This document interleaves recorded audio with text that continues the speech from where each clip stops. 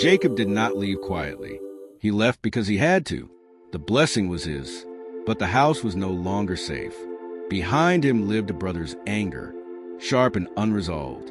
Words had been spoken, threats whispered. Jacob did not wait to see how far the anger would go.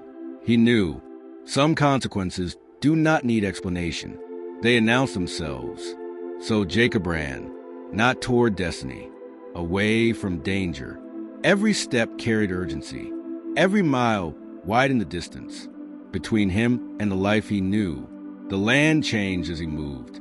Familiar paths disappeared. Voices faded. Silence replaced conversation.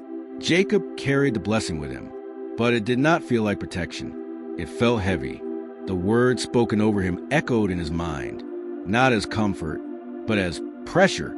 What he had taken was now his responsibility to carry. Day passed into evening, evening into night. Jacob walked until strength began to fail. His pace slowed. His thoughts grew louder. There was no crowd now, no family, no disguise, only movement and memory. The road offered no reassurance.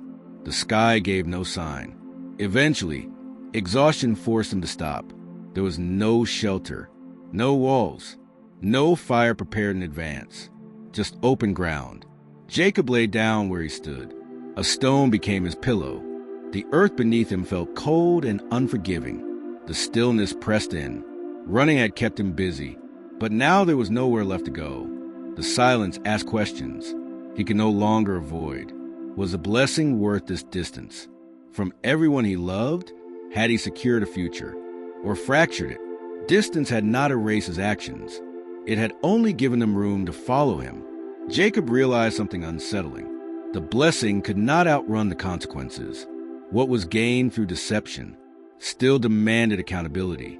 The night stretched long, with no voice to guide him, no plan to distract him. Jacob was left alone with the truth of who he was becoming. Fear sat beside him. Uncertainty lingered above him. He had what he wanted, but not what he needed. The promise remained, but peace did not accompany it.